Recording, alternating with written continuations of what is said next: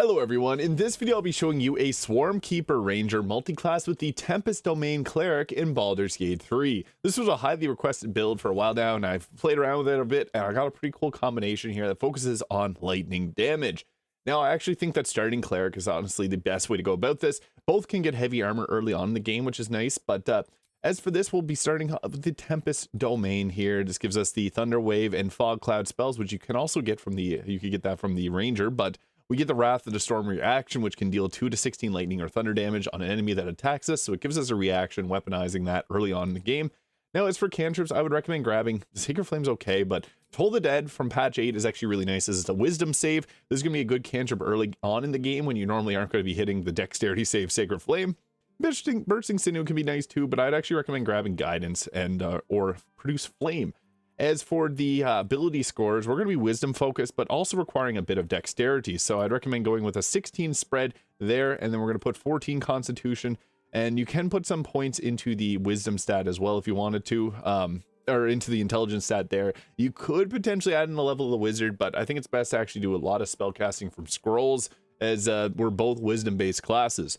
So we'll roll with a stat spread of something like this. Into level 2 gives us our most powerful ability with the Destructive Wrath. When you roll thunder or lightning damage, you can use your channeled divinity to deal maximum damage instead.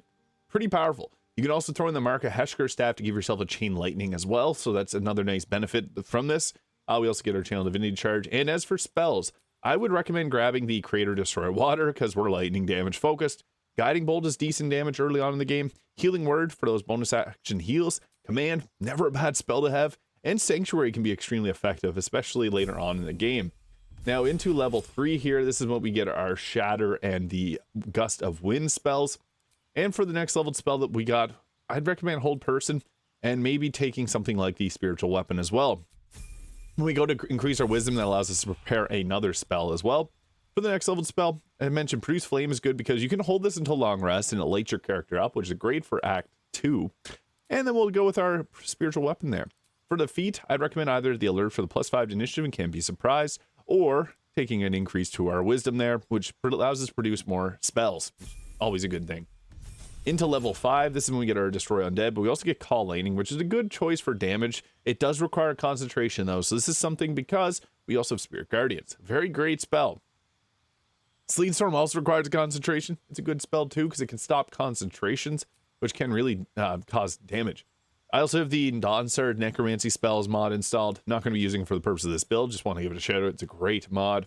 We'll be taking Spirit Guardians at level 5 here, and Mass Healing Word's nice, especially if you got items like the Whispering Promise to apply Bless to your entire party, and also the Hell Rider's Pride to also apply the Blade Ward to your entire party. Those are two really nice options. Level 6 gives us our Thunderbolt Strike. When you deal lightning or thunder damage to a creature that is large or smaller, you can push it up to 3 meters. Pretty good option here because that just further enhances our lightning damage. Now at this point we can take Glyph of Warding and do the lightning damage focus one. Revivify, never a bad option, or even Animate Dead, but I think that Glyph of Warding is nice, especially if you're a half elf, because you can do the Glyph of Sleep and put enemies asleep and you won't go to sleep yourself. Level 7 is where we wanted to get to because this gives us Ice Storm, a very effective spell which creates difficult terrain for the enemy and freedom of movement. Now we also can take Banishment. I like to take Guardian of Faith because we can use this as kind of a crowd control. It creates a guardian, it'll attack enemies, and then it takes damage whenever it deals damage to them. But it basically is just another way to tank for our team, so that is nice to have. Into level 8 here, I actually don't recommend taking this. I recommend going into the Ranger now. We can take the favorite enemy. You can go with the Bounty Hunter, which will give you the option to get you get proficiency in investigation, but Ensnaring Strike, enemies will have a disadvantage on their saving throw, which is really nice to have. Ranger Knight already gives us heavy armor, which we do already have, and we already have Sacred Flame, so not massive choice there. Beast Tamer gives us a free cast of Find Familiar, which is really nice because you can use the Raven to apply blind on enemies, but I think it's best to actually get ourselves the Wasteland Wanderer. Fire is going to be the most common damage type we encounter, but you can also do poison or cold if you prefer, so I like that. Just gives us an extra resistance, which is massive. Level 2 gives us a choice in spells here. We took the bonus to Ensnaring Strikes, we might as well take that. I like Hunter's Mark, but not on this build. We already got enough concentrations to focus on, so you can go with, I guess, Hail of Thorns if you really want to. Just be mindful, these take your bonus action, and Long Strider to increase the team's movement speed. This just benefits a Cleric really well. We also get to take a Fighting Style. I like the +1 to defense. Archery can be good, but we're kind of split between spellcasting and bow attack, so defense just more benefits, I believe. Level 3, we get to take our subclass here with the Swarmkeeper. We get the Gathered Swarm. I'd recommend the Clouded Jellyfish because this gives us lightning damage on our attacks. Fits the theming of this build, and people requested this in particular. So we're going to go with this here. We also get the Hunter's Mark, will deal additional damage. Again, don't really fully recommend Hunter's Mark, but it's okay if we want to grab it here at this level. We also get the Cantrip Mage Hand, which is very good here because this alleviates some of our spell casting and healing, because we can throw, or we can summon this in, drop a health potion as a free action, and the hand can throw it. We also get Fairy Fire, which is nice to have. And we may as well just take Hunter's Mark here. It's not going to be ideal, but sometimes it's good against certain enemies, especially if we can't use Spirit Guardians. Level 4 Ranger gives us another choice in spell. Our feat, I like the Alert again. This is just extremely useful. If you don't have the Amulet of Greater Health, Warcast will give you advantage on saving throws and maintain concentration on spells. And it gives us a reaction Shocking Grasp, which is a lightning spell. And again, we already have a reaction, so it's competing for that. I would actually recommend going again with Alert or the ability score improvement on our Wisdom. Even a dexterity increase could be good if you find yourself using dexterity based armor, or even going with a ranged weapon attack here and there. Because once we hit level 5, we get the extra attack. So this is a nice split. We get Ice Storm, extra attack. Let's get the Web spell, which is an okay. It does require concentration, as we got a lot of those already. But we get access to level 2 spells here. And what's cool about this is we can actually replace the spell. Pass Without Trace is good if you have a full defense focused team. We already got the Silence. I think Spike Growth is probably the best. And we can always replace a spell if we wanted to take something else. But I think that the spell selection we have is great. And here we have this cool swarm of jellyfish around us, which I think fits perfectly with the theming of this. I already know I'm going to get questions about the dress mod, and people probably are not going to watch the full video and still ask. But anyways, it's the Ethereal Threads mod here by Aridea. Really great outfit mod. There's a lot of good ones in it, so just want to highlight that before we get into the armor. All right, so as for gear, I really like the Hat of the Storm Scion Power. Makes a whole lot of sense here, because whenever you deal thunder damage, you get bonuses to your spell save DC up to a +10. And while we don't have many thunder spells, we got Thunder Wave and Shatter, which are pretty good choices. So this could be a good option. There's also the Robe, or the Hood of the Weave, which will give you a bonus to your spell save DC, regardless of casting spells. And even the Mask of Soul Perception if you really wanted to, but I think that this works best here. We got the Cloak Protection or Deathstalker Mantle. Armor Persistence, really any heavy armor is going to be good. Even medium armor, like the Armor of Agility or Yuan Ti, because you can still get a 25 armor class. Now, we're not maximizing our overall armor class. We could get it up another 4-5 points. So, yeah, this I think works best, though, because we want to focus on debuffing with things like the Gloves of the Belligerent Skies, which will stack 2 turns of Reverberation when we deal Thunder, Lightning, or Radiant damage, which is easily applicable with both our Spirit Guardians and Thunder and Lightning spells. Boots and Stormy Clamor. Enough said. This further stacks up Reverberation. If you want to go crazy, though, you can even use the Luminous Armor here. So this would be more focused on debuffing. This is a heavy armor. This gives us a lot of survivability, but if we want to focus on debuffs, we can then go with the Luminous Armor. Whenever you deal Radiant damage, you create a Radiant Shockwave. This does put our armor class down quite a bit to only 22, but that's, I think, fine, because Radiant, this basically will make it so that every time we do Radiant damage, we create minus the enemy's attack rolls, which effectively kind of boosts our own armor class.